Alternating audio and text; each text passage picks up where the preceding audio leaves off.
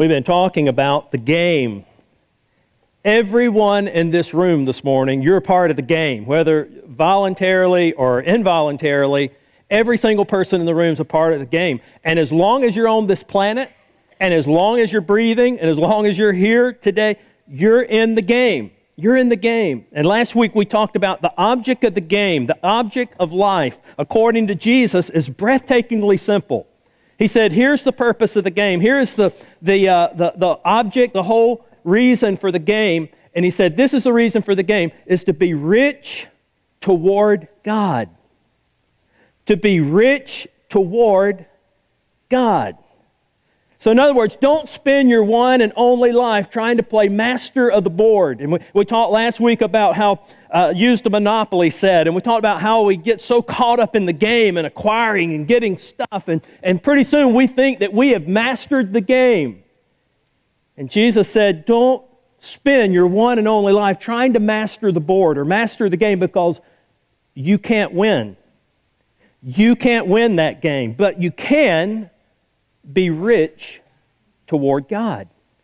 You can be rich toward God. That's the object of the game. With God's help, we can be a source of pleasure to God and bring honor to Him, and we can also be a source of blessing to the people around us. And here's the thing, a couple of points from last week, but here's the thing here, is when the game is all said and done, when the game is over, the only thing that will matter will be God's assessment of our lives. God's not going to look at how much stuff you've accumulated. God's not going to look at your bank accounts. God's not going to look at any of the things that we measure success and winning by. But what will matter is God's assessment of our lives. In other words, winning at what really counts. Winning at what really matters the most. In order to do that, we have to have a very clear understanding of what is temporal and what is eternal.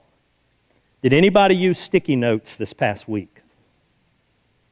Some of you are going, well, what are you talking about? We talked about going around putting a sticky note on everything in our possession that's temporal and putting a different color on everything that is eternal. And learning to distinguish between the two. And let me just go ahead and tell you this, I can figure it all out for you real quickly. Everything in your life is temporal. Everything. Every single thing that you have is temporal. There's only one thing in our lives that is eternal, and that's you. That's you. And that's the person sitting on either side of you. That's the only thing that is eternal. And here's a statement, I hope that this just resonates in your heart. But wise people build their lives around what is eternal, and they squeeze in what is temporary. Wise people build their lives around what is eternal and not what is temporary. And sadly, our culture, we've got that all goofed up and twisted up and tangled up. And usually we build our lives around what's temporary, and we try to squeeze in what is eternal. But it's the other way around. And Jesus said, build your life around what is eternal. And yeah, go ahead and you can squeeze in the temporary, but let the eternal be the main thing. Now think for a moment. What gets the best of your time, your energy, and your resources? What gets the best of that? Now, regardless of what you say, and you've heard me say this over and over the years, but the best way to determine what gets the best of your time, your energy, and your resources is to pull out your calendar and pull out your checkbook. Because we invest in the things that we value the most. What gets the most of your time, the most of your energy, and the most of your resources, that's the things that you're building your life around.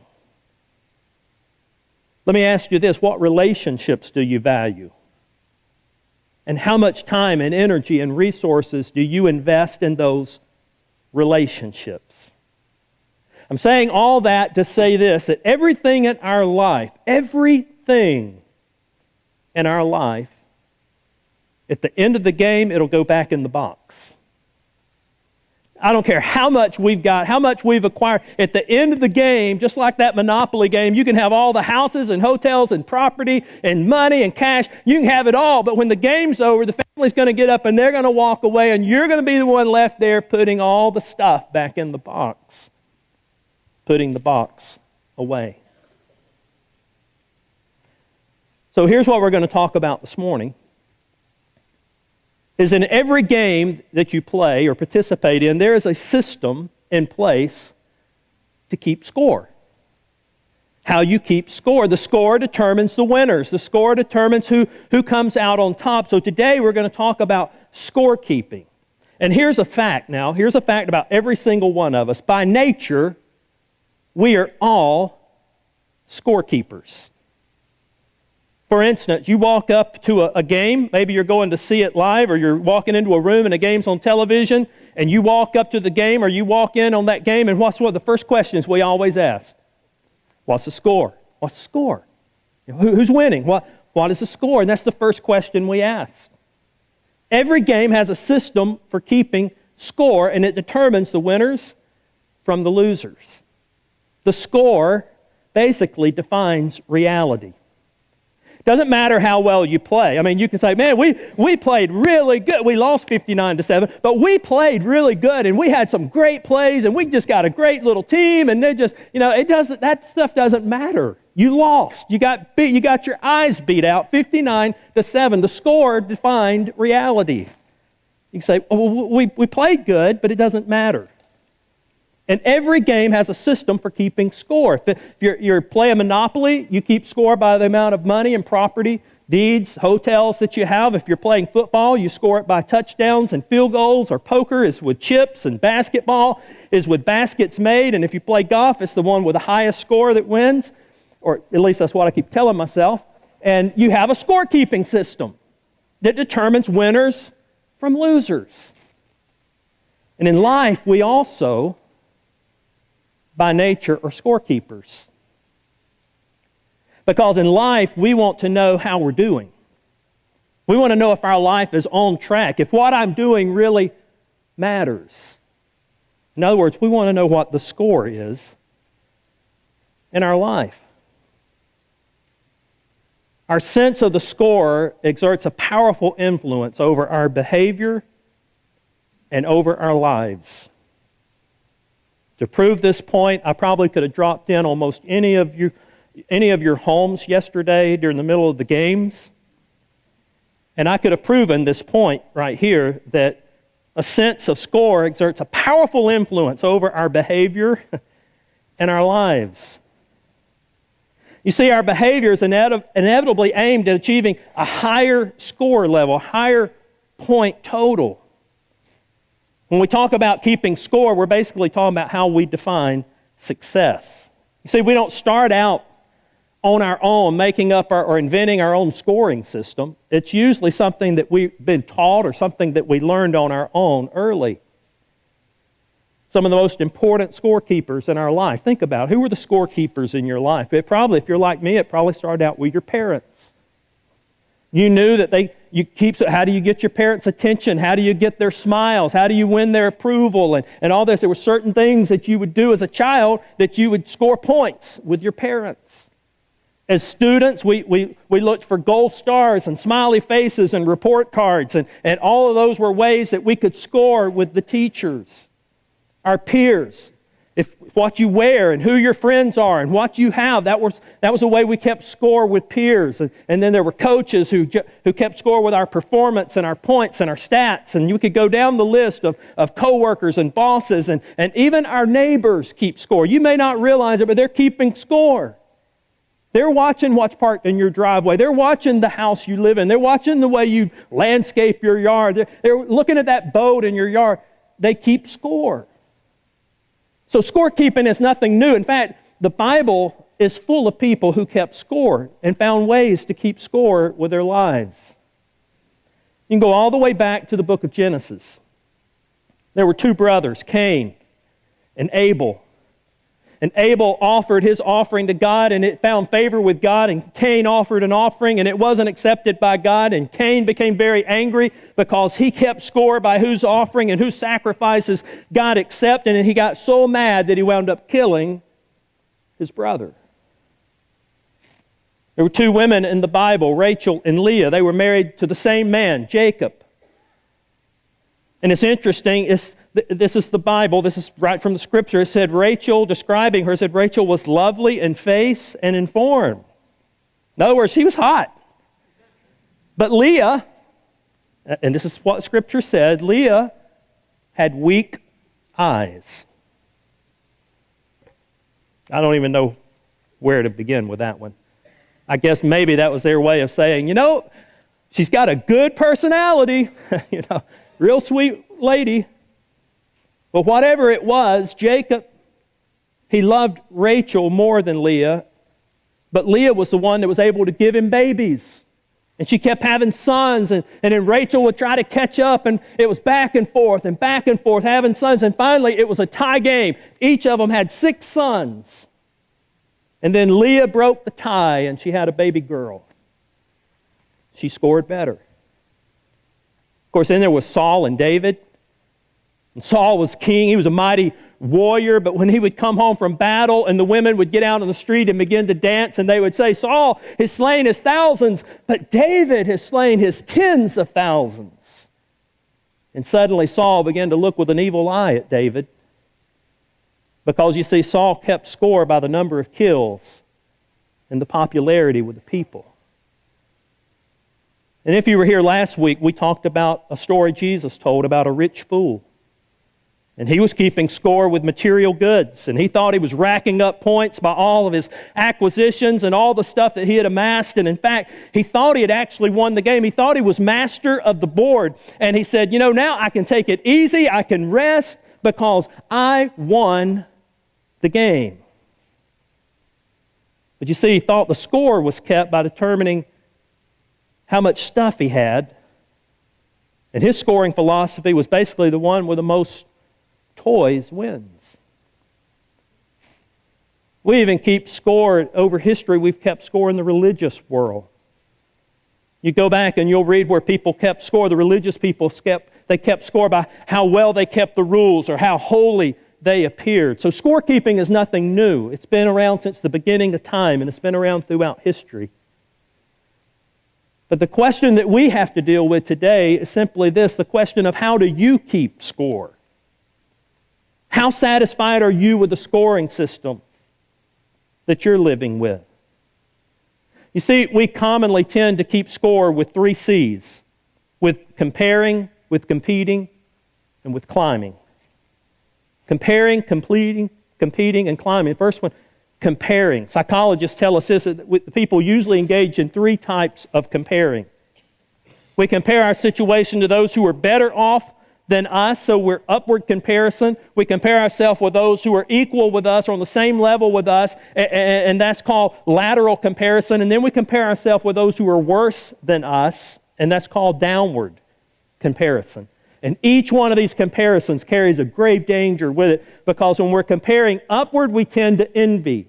When we're comparing laterally, we tend to be in competition with other people.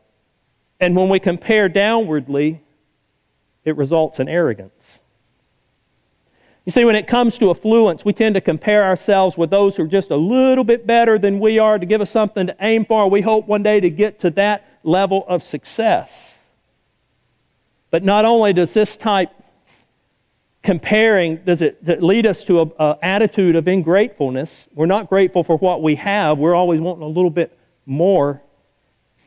But it also takes our eyes off the people who are under-resourced and who need us to share with them. When it comes to ethical behavior, we tend to compare ourselves with the people we perceive to be a little lower morality than we are. We tend to compare ourselves with them, and our famous line is, well, we may not be that good, we may not score that high, but we've scored a lot better than they have. One of the main reasons we're tempted to get more vested into our work than we are into our relationships is because It's a lot easier to measure and keep score vocationally than it is relationally. I mean, you can pick up Forbes magazine and every year and you can find out who the top 10 people, the richest, wealthiest people in the world.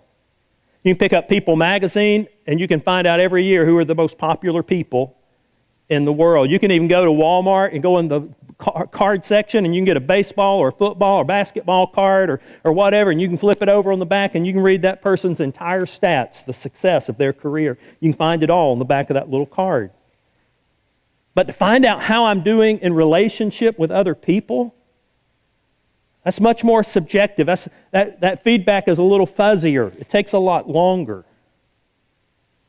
So in place of that, we just compare. Students, we compare our test scores and GPAs and the ACT scores and college acceptance and college scholarship. At work, we compare salaries and titles and our place on the org chart and promotions and the size of our office and the location of our office. And we do this in fitness and sports and business and beauty pageants and school and our families and our neighborhoods.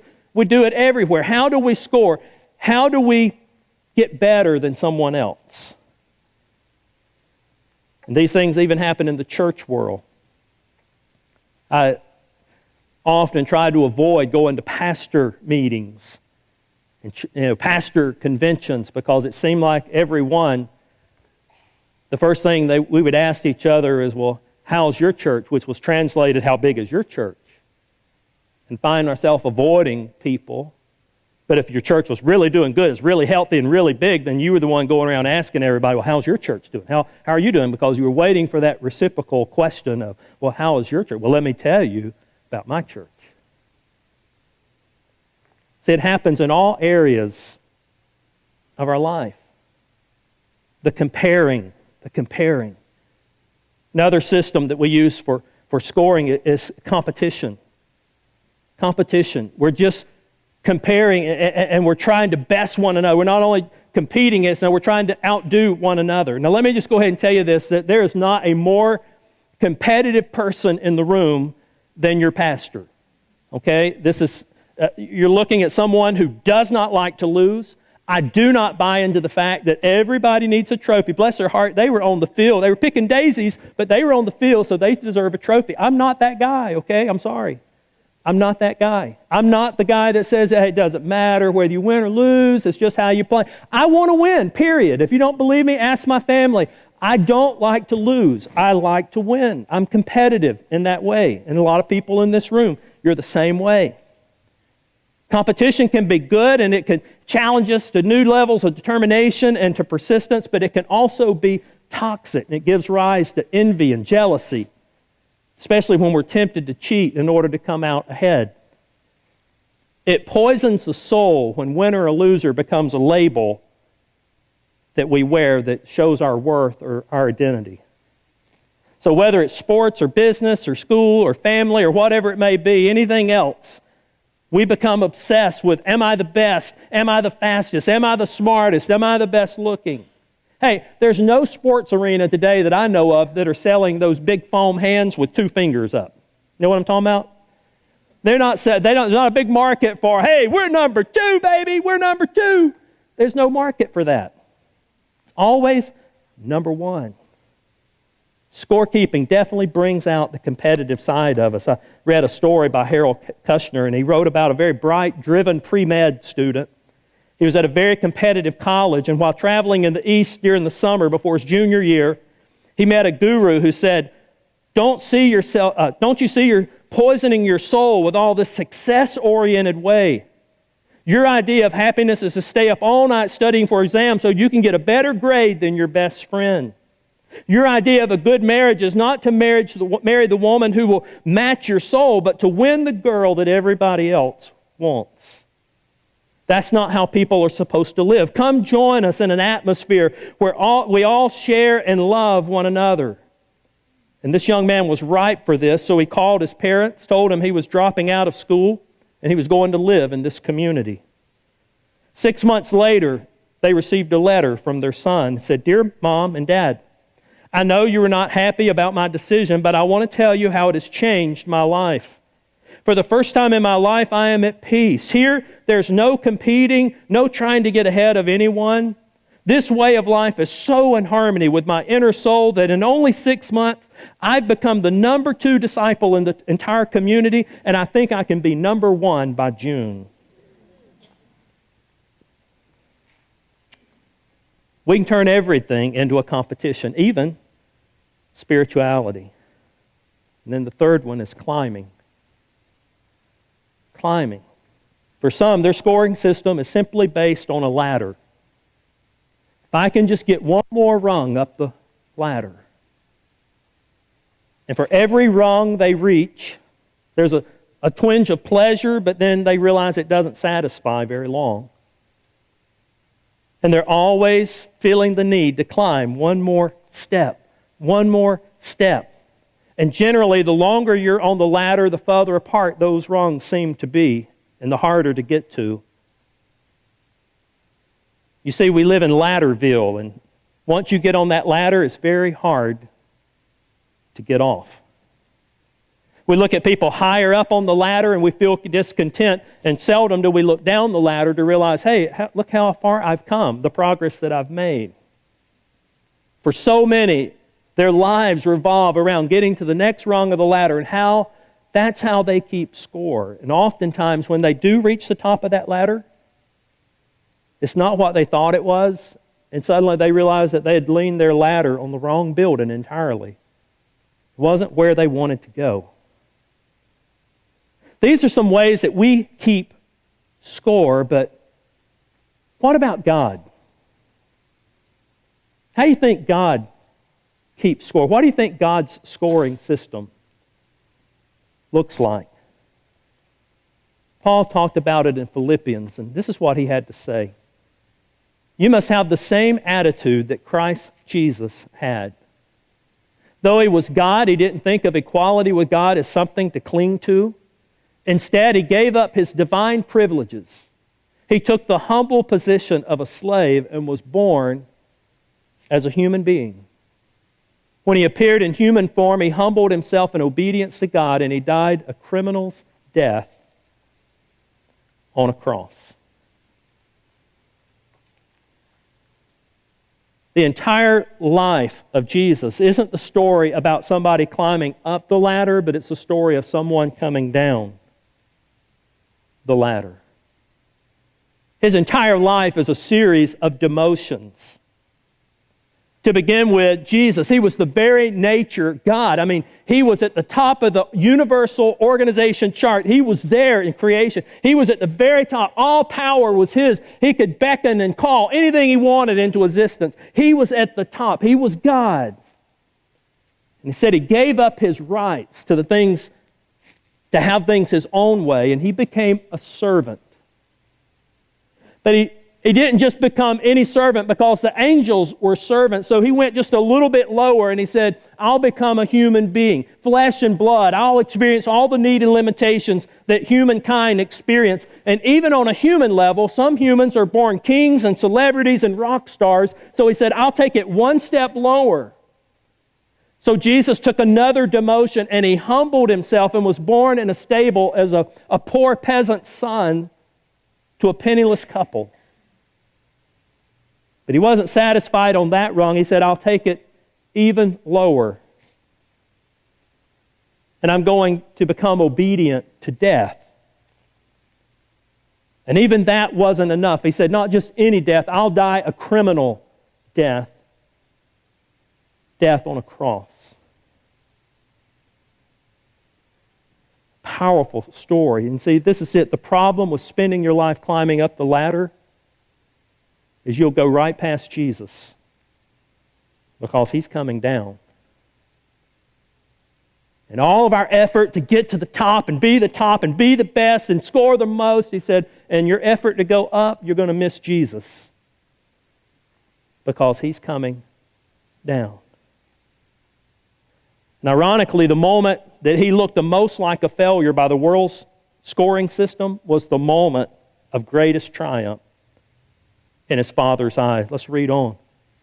He said, therefore, God elevated him to a place of highest honor and gave him a name above all other names, that at the name of Jesus every knee should bow in heaven and on earth and under the earth, and every tongue declare that Jesus Christ is Lord, to the glory of God the Father. Please hear this. Serving and self-giving love is the most godlike thing a human being can do. Self-giving love, it scores big with God. And to illustrate the point, Jesus said, I'm going to play one more game. And this game is called foot washer. And the people of the day, they wore sandals or they went barefoot and they walked on dusty, dirty roads filled with dust and grime and a lot of other stuff. So when they would get to where they were going, their feet were pretty nasty. And this is unprecedented, the story, because there's no stories of superiors ever doing this for their servants. There's no stories of any rabbis ever doing this for their students. This was a job, a foot washer. It was a job that was reserved not just for a slave or servant, but it was the bottom line slave or servant. It was the lowest of the low. It was the entry level to slaves and servants. Nobody signed up and like, oh, I want to be the foot washer. Please, let me have that job. Nobody wanted that job. Jesus gathers his disciples and they begin to eat. Disciples noticed there was no one there to wash their feet when they walked into the room, which was the custom of the day. If you went to a dinner, they had a foot washer who would wash your feet before dinner. And no one had done that. No one was there to wash the feet. And as the disciples began to eat, they were probably wondering, who's going to do this? Well, I'm not going to do it. I mean, have you seen my score lately? Have you seen where I'm at? I mean, have you seen how many points I've got? I mean, I've been here longer than you've been with Jesus. I followed him a few weeks more than you followed him. I've been with him a few days more than you've been with him. You don't expect me to do it. I mean, I'm a rung up the ladder from you. So this whole argument and tension is building in the room. And what's really ironic is just a few days before that, these same guys were arguing over who was the greatest among them. Who had the highest score? Who was further up the ladder? Who was more successful? Who was closer to Jesus? Who was going to be the inner guys for Jesus? And they'd been arguing over that. And they were probably thinking, it's not me. I'm not the foot washer. That's below my pay grade. And as they're eating, Jesus quietly gets up from the table, gets a bowl of water and a towel, and he begins to go one by one, by one, by one, until he washes every one of their stinky, grimy, nasty feet. And I don't know about you, my imagination kind of runs a little wild when I read stories like this, but I imagine there was a lot of chatter and going back and forth in the room, and as Jesus reached about the second or third person, the chatter began to come down. Maybe by the time he got to the fifth or sixth one or seventh one, nobody was talking. In fact, they were quiet, and probably their heads were hanging. Because while they were worrying about their position and their score and their place on the ladder, they missed an opportunity to serve the Savior. You see, in this new scoring system of Jesus, the people who make themselves servants, they keep getting revealed as the biggest winners. Those who make themselves servants humbly and joyfully, they keep getting revealed as the biggest winners. In other words, those who recognize and embrace their smallness, they keep getting bigger and bigger and bigger in God's eyes. So the question I'd like to leave you with today is simply this: how will you score your life? How will you keep score? Will you walk out today and you continue to put the emphasis on the temporary and ignore the eternal? Or will you continue to keep score by comparing and competing and climbing one more step above on the ladder? Will you win at what really doesn't matter and lose at what matters the most?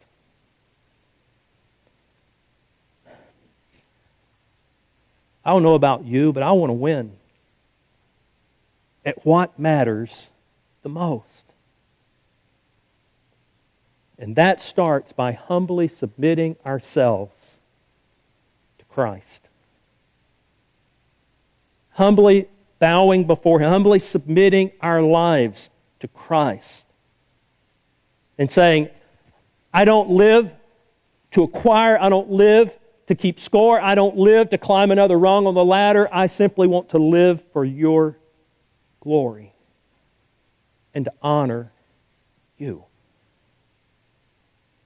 Humbly submitting our lives to Christ, to build our life, to invest our time, our money, our abilities, our energy around what is eternal. I want to have lived my life by His scoring system and not by mine. I want to win in His eyes and not my eyes or the eyes of other people. I want to win in His eyes. I want, at the end of the game, at the end of the day, when the game is over and everything goes back in the box, I want to hear the words, well done, good and faithful servant. Good, faithful servant.